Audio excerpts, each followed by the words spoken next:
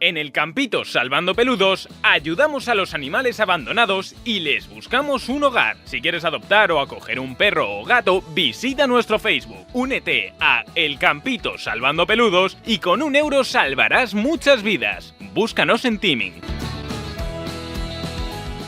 Únete a la lucha por los derechos de los animales y el medio ambiente. Te esperamos en Galaxia Verde, todos los martes de 20 a 21 horas en Radio Tentación, 91.4 FM y para todo el mundo en www.radiotentacion.com. Bien, seguimos con Galaxia Verde. Ustedes habrán oído escuchar acerca del proyecto Iberlince. Bien, para los que no conocen muy bien este proyecto, ellos están buscando conseguir un número de linces y un número de poblaciones que garanticen la supervivencia de la especie y que permita disminuir su grado de amenaza. Con ello, pretenden proponer pasar al lince ibérico de la categoría de amenaza en peligro crítico a solamente en peligro. Bueno, como ustedes saben, actualmente hay 483 linces en la península ibérica. Esto es España y Portugal. Este es un censo del 2016 y de esa cifra 397 viven en Andalucía. Y bueno, ahí hay un grupo de personas técnicas que están haciendo un seguimiento a esos linces. Además están realizando el censo del 2017. Y bien, y nosotros queríamos conocer cuál es la situación actual del lince ibérico, del lince en España. Y para ello nos hemos contactado con Miguel Ángel Simón. Él es director del proyecto Iberlince. Miguel Ángel, buenas noches. Hola, buenas noches. Bueno, gracias por estar en Galaxia Verde. Quería que nos comente un poco cuál es la situación del lince, cómo viene el lince desde hace años atrás a una situación actual. Bueno, el problema viene ahí desde el principio del siglo XXI, en que cuando realizamos un censo a principios del año 2000 solo vimos que quedaban 90 linces en toda la península ibérica y estaban en Andalucía, en dos poblaciones aisladas de Sierra Morena y Doñana. Tan era situación crítica que la Unión Internacional de Conservación de la Naturaleza lo puso en la categoría de en peligro crítico de extinción y se convirtió en el felino más amenazado del mundo, más que los tigres de Bengala o de otras especies tan muy conocidas. Bueno, pues todos pensábamos que la situación era gravísima y que podría extinguirse la especie, un patrimonio natural único de la península, y se inició todo un proyecto de conservación apoyado no solo en organizaciones que podían aportar algo a la estrategia de conservación, sino también en las propiedades privadas, en sociedades de cazadores, etcétera. Hemos estado trabajando durante 17 años, ahora sí entraremos en detalle, supongo, y de ahí ha mejorado mucho la situación. En el año 2012 ya la Unión Internacional de Conservación de la Naturaleza volvió a revisar la categoría de amenaza y con los datos que teníamos lo bajó ya de categoría de en peligro crítico a en peligro y hemos seguido aumentando hasta los datos del año 2016, que eran los que daba en la introducción, de 397 en Andalucía y 86 fuera. Que yo creo que este año, en 2017, que estamos haciendo el censo, vamos a superar. Así que yo creo que la situación está cambiando drásticamente respecto a la situación dramática que tenía a principios del siglo XXI.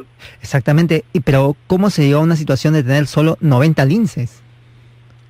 Bueno, es un conjunto de cosas, como se dice el refrán, a perro flaco todo se le vuelve en pulgas, ¿no? Entonces te lleva una historia compleja. En los años 70 no era especie protegida y se perseguía como alimaña. Luego después en los años 80 hay que decir de introducción que el lince ibérico se alimenta fundamentalmente de conejo de monte. Y el conejo de monte tiene dos enfermedades víricas. Una de ellas entró en los años 60, que es la misomatosis, y le afectó mucho a las poblaciones de conejos, disminuyéndola a unos niveles muy bajos, pero luego en los años 80 entró otra nueva enfermedad vírica, la enfermedad hemorrágico-vírica, que prácticamente extinguió los conejos en muchas áreas donde existía el lince. Yo creo que ese conjunto de cosas, de falta de alimentación, de persecución, etcétera, fue lo que hizo que llegara a una situación crítica que es la que hemos descrito desde el principio del siglo XXI. ¿Pero la mano del hombre no tuvo que ver algo ahí también en esa disminución? Sí, claro, en los años 60, 70, antes de que se declarara especie protegida, pues eran consideradas alimañas. Muchas de las especies que hoy son protegidas, no solo como el lince, sino también muchas rapaces, etcétera, eran consideradas alimañas. Incluso había una que se llamaba Junta de Extinción de Alimañas, que la tenía la propia administración y pagaba por animales muertos. Así que claro que intervino.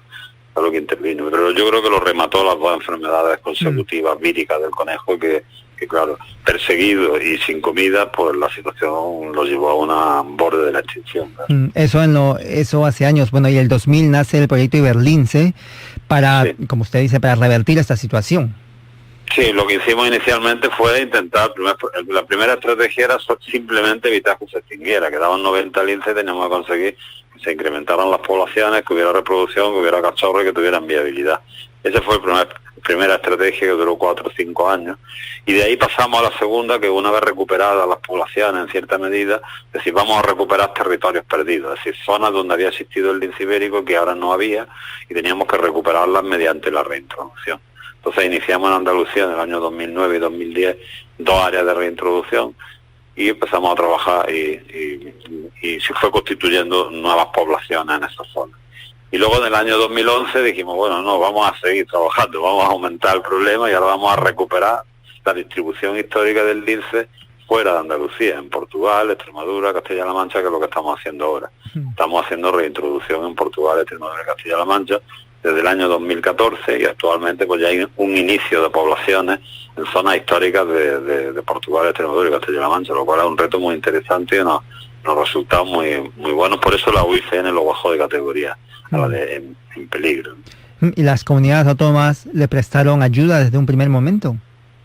Sí, bueno, nosotros lo que hemos hecho siempre es acogernos a una línea de financiación de la Unión Europea que se llama LIFE Naturaleza, que pone a disposición fondos mediante proyectos en una concurrencia competitiva entre todos los Estados miembros de la Unión Europea, y donde la Unión Europea pone una cantidad y los socios, en este caso las comunidades autónomas, empresas privadas, ONG, asociaciones ecologistas, cazadores, etcétera, ponen también otras cantidades. En este caso, en este proyecto actual, la Unión Europea pone el 60%, y el resto de socios ponen el 40%. Por tanto, el Ministerio de Medio Ambiente de Portugal, o la Junta de Extremadura o Castilla-La Mancha, o la Comunidad de Murcia y la Junta de Andalucía ponen una parte de su presupuesto, que es el 40%, y es una sociedad importante, porque es una sociedad comprometida mediante un presupuesto, ¿no? Que es una sociedad realmente que funciona muy bien, y yo creo que por ahí van los buenos resultados. La verdad, tenido en cuenta a todos los que podían aportar. Este año en este proyecto tenemos 23 socios, es complejo, pero con un objetivo único, que yo creo que eso ayuda a que se simplifiquen mucho los trabajos y que todo el mundo trabaje en una línea que es la conservación del lince ibérico. Bueno, entonces en cuanto al dinero, digamos que bien, y en cuanto a las medidas de políticas de protección, ¿también la cosa va avanzando, ha mejorado? Sí, bueno, nosotros tenemos como 3-4 medidas, por simplificar un poco, porque es bastante complejo el proyecto, pero tenemos 3-4 medidas. Una de ellas, la primera, es solucionar el problema de las enfermedades del conejo. Eso lo hacemos de 2 vías. Unas mediante repoblaciones de conejos en aquellas áreas donde hay lince y no existe una población suficiente, y la otra mediante la selección de las áreas nuevas de reintroducción en zonas donde sí hay una población buena de conejos. Es decir, no estamos haciendo reintroducción donde no hay comida. Esa sería una de las partes. La segunda parte, toda una mejora de hábitat, tanto para lince como para conejos, mediante refugios, siembras, comida de pasto, etcétera, etcétera, con el apoyo de propiedades privadas y sociedades de cazadores. La otra pata importante es el control de las amenazas. Hay varias amenazas que tenía la especie, que estamos trabajando en ellas para solucionarlas. Una de ellas son las muertes por atropellos, que junto con las consejerías de obras públicas de fomento en algunas comunidades autónomas y el Ministerio de Fomento, nos vamos a construimos pasos de fauna en zonas linceras para intentar evitar los atropellos. Complicado de eliminarlos completamente, pero sí minimizarlos. Y luego la otra parte que teníamos de problemática era al existir solo 2 poblaciones y aisladas entre sí, teníamos problemas de inmunosupresión por baja variabilidad genética. Entonces hemos hecho refuerzos genéticos, en particular de la población de Doñana, que era proclive a las enfermedades por esa baja variabilidad genética. Estamos solucionando también el problema ese de enfermedades como amenaza de una población como la de Doñana. La otra parte importantísima es toda la divulgación, comunicación, el apoyo social, no solo mediante los socios, sino de la sociedad en general, que respalde el proyecto y, en definitiva, que lo considere como un proyecto suyo. Nosotros solamente estamos trabajando en recuperar, como decía al principio, una especie que es patrimonio natural único de los habitantes de la península ibérica. Son ellos los que deben de querer el proyecto. Hace unos meses hubo un incendio en Doñana y bueno, algunos linces fueron afectados, pero felizmente no fueron muchos, ¿no? No, ardió una zona con una superficie muy importante, en torno a 8.500, 9.000 hectáreas. No era una zona de lo mejor del Parque Natural de Doñana, del Espacio Natural de Doñana, una zona periférica, pero donde sí existía el lince. Teníamos localizadas, nosotros lo contamos así, mediante hembras reproductoras o territoriales, ¿no?, que luego equivalen a un número de ejemplares total. Pero en esa zona teníamos 3 hembras reproductoras que con el incendio no sobrevivieron, no perecieron con el incendio, y lo que han hecho ahora es que se han desplazado un poco. No la hemos perdido, y yo creo que el reto ahora futuro es intentar hacer un proyecto de restauración de toda esa zona quemada que mejore la calidad de hábitat y le ofrezca de nuevo a esas hembras y a otras más, idealmente, una buena casa para que puedan volver otra vez a colonizar esa zona y a establecerse allí, a tener cachorros y a recuperar territorio, en definitiva. Y bueno, eso en cuanto a desastres naturales, pero también lamentablemente siguen apareciendo algunos linces muertos por disparos, como sucedió a inicios de mes en Andalucía, aunque incluso se está investigando. Sí. Al principio del proyecto, en los años 2000, el tema ese era relativamente frecuente, pero yo creo que gracias a la colaboración que hemos tenido con la Sociedad de Cazadores, con la Federación Andaluza de Caza, todas las campañas de divulgación, el tema de disparos había disminuido, no solo disparos, sino pelazos, cepas, ciertas ilegales, en definitiva. Había disminuido mucho. Este año, sorpresivamente, ha vuelto a aparecer y hemos tenido 2 o 3 casos consecutivos en Andalucía que se están investigando, aparte de que se ha pedido colaboración también a los sectores cinegéticos para que apoyen, ayuden y desenmascarar a los culpables, ¿no? Porque esto en realidad es un delito que está contemplado en el Código Penal y que tiene una pena importante. Pero está prohibido entonces matar a linces. Claro, es una especie protegida, y como especie protegida no solo está protegida por las leyes de conservación nacionales, sino que es un delito contemplado en el Código Penal. O sea, que es muy serio, ¿no? Y si pena alguien, de cárcel incluso. ¿Y cuántos años le podría caer a alguien si lo descubren? Le podría caer un par de años. La primera vez probablemente no iría, dependería del juez, ¿no? Porque podría llegar hasta 2 años. La primera vez no iría a la cárcel, pero tendría antecedentes penales y, en fin. No es aconsejable tener antecedentes penales porque luego por cualquier cosa te pueden... Claro que no. Y bueno, sí. Si miramos un poco... Hay que apelar, yo creo, que a la colaboración. Por supuesto. Si hablamos un poco del futuro, bueno, ustedes realizan muchas actividades, entre ellas una que me ha llamado mucho la atención, que es una ruta ciclista Iberlince, que ya terminó una etapa en los Montes de Toledo. Sí, iba un poco relacionado con lo que me ha preguntado del futuro. El futuro lo que tenemos que hacer es que lo que describía antes de áreas de presencia en Andalucía y áreas de reintroducción que estamos creando fuera, pues que se mezclen de manera natural, es decir, que haya intercambio de ejemplares entre esas zonas, para evitar lo que también comentaba de Doñana, de baja variabilidad genética. Entonces lo que hemos intentado simular con esa actividad es cuál sería el recorrido que tendría que hacer un lince desde Doñana, que es donde empezamos, hasta Monte de Toledo, que es la parte norte de la distribución del lince ibérico. Tanto por Portugal, porque han salido 2 ciclistas. Uno desde Doñana fue hacia Portugal, a Mértola y al Parque Natural del Valle de Guadiana, y luego por Barranco ya atravesó Extremadura y fue a Monte de Toledo, y el otro ciclista salió desde Doñana hacia la parte de Sierra Morena de Sevilla, Córdoba, Jaén y también volvió a Monte de Toledo. Es decir, como las 2 vías de comunicación que debían de tener los linces para comunicarse entre sí las zonas de presencia que tenemos ahora mismo. Yo creo que ese es el futuro. En el futuro tenemos que trabajar para que esa comunicación no sea teórica mediante ciclistas, sino que sea real, mediante linces que vayan y vengan y se reproduzcan en un y otro sitio para incrementar, como decía, esa baja variabilidad genética. Director, si alguien está andando por esas zonas y divisa un lince, ¿qué es lo que tiene que hacer?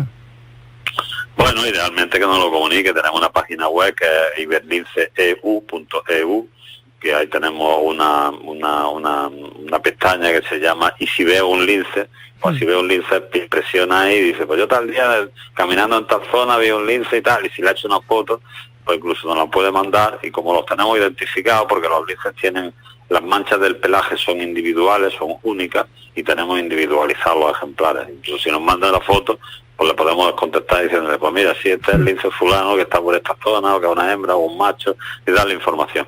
Porque como decía, la parte importante del proyecto es la colaboración ciudadana y la participación directa. Sí, bueno, y el proyecto es muy importante. Usted comentaba al inicio que recibieron ayuda de Life Naturaleza, de un programa de la Unión Europea, que en sus 25 años ellos ayudan a distintas organizaciones, a distintas entidades, y nada menos que Iberlince fue escogido como el mejor proyecto de naturaleza dentro de esos 25 años. Sí, este año se cumplían los 25 años del inicio de esa línea de financiación. Y entonces Bruselas, la Comisión Europea, sacó un premio para reconocer las actividades de conservación de la naturaleza que se estaban financiando por la Unión Europea. Y dio un premio que era el mejor proyecto de conservación ejecutado durante los últimos 25 años en todos los países de la Unión Europea, todos los países miembros. Y el proyecto seleccionado, el ganador, fue el proyecto de conservación y reintroducción del lince ibérico en Andalucía, por lo cual fue un honor, ¿no? Y luego la semana pasada, porque eso fue en junio en Bruselas, lo entregó el Comisario Europeo de Medio Ambiente, y la semana pasada pues la Junta de Andalucía, la presidencia de la Junta de Andalucía, pues quiso celebrarlo con todos aquellos socios que habían participado en el proyecto, con la sociedad en general. Entonces se hizo un acto en Sevilla, en el Palacio de San Telmo, sede de la presidencia, donde se va a poner muy probablemente una escultura de lince hecha por un artista sevillano, conmemorando esos trabajos de conservación conjuntos de toda una serie de socios y de los habitantes de la zona lincera. Pues bueno, felicidades, director, y muchísimas gracias. Y nada, vamos a estar atentos a todo el trabajo interesante que hacen. Ustedes también están muy activos en las redes sociales. Yo invito a la gente que los siga en la página web y en las redes sociales, donde cuelgan mucha información. Y nada, vamos a estar esperando también esa estatua del lince, que seguramente va a estar muy interesante, y la queremos ver ya. Muy bien. Un abrazo y hasta la próxima. Muy agradecido, un abrazo. Okay, hasta la próxima. Bien, ha sido Miguel Ángel Simón, él es director del proyecto Iberlince. Si quieren más información, pueden entrar a www.iberlince.eu.